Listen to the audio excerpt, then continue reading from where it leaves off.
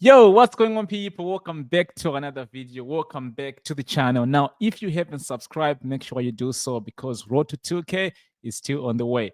Now, let's discuss Chelsea versus Aston Villa match preview. Now, there isn't much to talk about as it is a preview. We will talk more after the game, which will be the review. Now, we're going to obviously start reacting to the press conference, which Maresca did last night. Then we look into our opposition, which is again Aston Villa. And we will probably going to do a little bit of a lineup, obviously prediction. And finally, we will have our own prediction for the game. Are we going to win? Are we going to draw? What are we hoping for? Well, how's the match going to go? We will talk about that as well. Again, now let's start with the press conference. Now, if you followed me enough on this channel, you know that I'm not a big fan of this press conference. Now, the only thing that I want to hear in these press conferences is the injuries. I just want to know which players of mine are available and which ones aren't. Now, they didn't really dive into the injury thing, but they did. Obviously, in the media, we saw that Rhys James is still injured. Pedro Neto had a knock, and Malo Gusto wasn't feeling well against the game we played against Leicester. Now, we saw a couple of images of Pedro Neto and Malo Gusto in training. So I'm just going to hope that the only injury that we're facing right now is from Rhys James. And of course, it's not a surprise. Now, do I like it? Obviously not. But at this point, we kind of get used to it, people. We kind of get used to it. Now, the first point, which he sort of spoke about, was the Nicholas Jackson, because they were asking him if he's happy with Nicholas Jackson, or is Nicholas Jackson the type of a striker that Maresca is looking into work with for a very long time? We're talking obviously long time. He's there for 5 years. Of course, you know we've been linked with Osimhen. This was like last summer, and we didn't end up buying him because of I don't know. But his response was basically saying like, Nicholas Jackson, he is exactly what he's looking into having with the striker. Nicholas Jackson is someone that actually does what Maresca wants in terms of pressing, dropping deep, linking up play, all the other attributes. And of course, he said there is obviously a room for him to improve, just like any other player in the team. Everyone has got a room to improve. But as it stands, he's quite happy with Nicholas Jackson. And I'm sure all of us are. I'm happy with Nicholas Jackson, and I'm sure you are. I remember when Nicholas Jackson came to the club preseason, he did very well. Beginning of the season, that current season, he wasn't really doing well. Not, don't get me wrong, he was scoring goals, but his ratio was more like 1:3, 1:4. He was missing bare chances. Like, he was frustrating, and I remember everyone was just going against him. Now this season, no, he's a different kind of beast. Now, when it comes to Nicholas Jackson, right, we've never questioned his attributes to the team. We've never questioned the link up play, dropping deep, pressing. We've never questioned all that. We've never also questioned how he gives so much headache to the defenders. The only thing that was missing in Nicholas Jackson's game was obviously having his shooting balls score goals, right? But this season, he's a different kind of animal, and we all love to say it. Now, my second point, which they spoke about, was the midfield battle. Of course, we all wondering what's his best midfield. Is it Enzo Fernandez and Lavia? Is it Caicedo and Lavia? Is it Enzo and Caicedo? We don't know. Obviously, we still have Cole Palmer and Jules Hall. Kani Chukwuemeka, they're also in there. But he said, listen, I have all good midfielders. He trusts his midfielders. The only difference is each and every game, he planned them differently. Now, each and every midfield pairing is suitable for each and every for a different kind of games. So if you're looking to play a game with more physicality on the ball type of play, you're gonna have Lavia and Caicedo if Lavia is fit.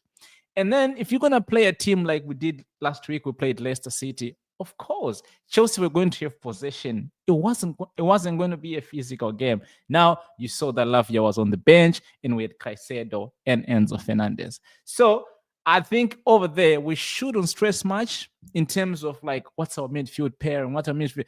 Each and every game is going to be different, basing on the injuries and basing on the opposition that we're going to be facing. So that was his response. Now the next question, he spoke about the title race. Now, this has been a question we've been speaking about this past week, right? We're wondering, is Chelsea in a title race? Now, Maresca said we are not in the title race because we've just started working together, new team, young team, blah, blah, blah, blah. So many reasons he gave. But hey, that man in his head, he's thinking about it. And we know he's thinking about it. So for me, what I have to say is Chelsea are definitely in a title race. Now, you can be in a title race all you want. You can be in a title race even from the beginning of the season. Actually, every team, beginning of the season, they are in a title race. Now, being in a title race, yeah, doesn't necessarily mean that you're going to win the race. Now, do I think Chelsea are in a title race? 100% I do. They're at what? 1 point off City on second, maybe 9 points off Liverpool what on first position. Now we are on third position as well with a game in hand to play because Brighton just played the game. When I look at those, when I look at the table, and when I look at the performances, the depth we have, the amount of good players we have in our squad, I think Chelsea can be said they're in a title race. But do I think we're going to win the race? We're yet to see. We're yet to see. As of now, I do not think so for many reasons. We don't have a good goalkeeper. As long as you keep playing Robert Sanchez in goal, we're not going to be in a title race. We're not going to win the race. As long as you keep playing that man, we're never going to win the league. So for me, there's little things to discuss when it comes to us winning the race. Another thing as well, we don't have the players with experience to actually get it over the line. You know what I mean? When you look at teams like Man City, Liverpool, they have players that have done it in big stages. Now, in our team, we have players that have participated, but not so much the main characters to actually take a team to the holy grail. So I do not think that Chelsea will win the title race. Now, there's so many reasons we can give, but as of now, I got two. One, like I said, goalkeeper. We don't need Sanchez in there. If you look in the history, all the teams that have won the Premier Leagues or any other titles, whether it's the Bundesliga, the Spanish, the Serie A, they have had a really, really good goalkeeper. Look at us, Chelsea, Peter Cech. Looking at Man City right now, Ederson. Look at even Liverpool, Alisson. So when you look at this Real Madrid, Courtois, when you look at us, you see Sanchez in goal. Yeah, forget about it. Like, literally, forget about it. Now, I don't think we're going to win the race, but give me 20 games. Then we can have a different conversation, maybe. Now let's look into Aston Villa because there isn't much to look into. They have one win in their last five. Again, they've not been the Aston Villa of last season, but at the same time, it's a Aston Villa, it's a really big team. It's a big team, so you just gotta be ready for it. Never really look into how they've been playing in terms of winning and drawing or losing. They've got Champions League as well, so we kind of rested at least three-quarters of our team. Maybe they haven't because they've got Champions League and we've got Conference League. So for them, it made sense for them to rest players. So hopefully they'll be a little bit tired compared to us, and we can take advantage of that. And another thing as well, they are playing at home. I mean, we are playing at our home, but again, if you look into the history, we have not actually been performing well against Aston Villa at home. So hopefully the tables will start to turn.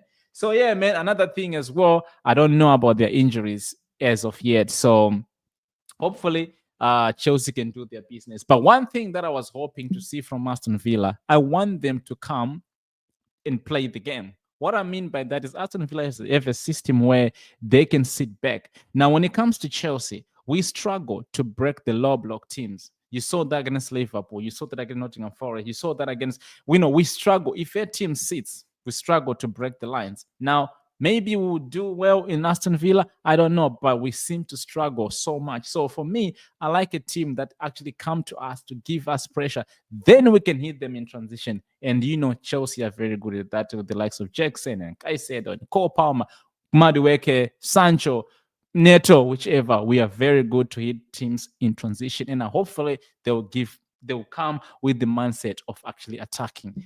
Now, let's look at the lineup because the lineup, first of all, I think it's an obvious thing that Sanchez is going to be in goal. Your central backs are going to be Fofana and Liverpool. They've been rested as well. As long as they're fit, they're going to play. Right back, I think Gusto will be back, and Cucurella goes on the left side. In my midfielders, I'm going to go with Lavia and Caicedo because I think it's going to be a bit of a physical battle in the midfield. So I'm going to put Lavia and Caicedo alongside Cole Palmer in the 10.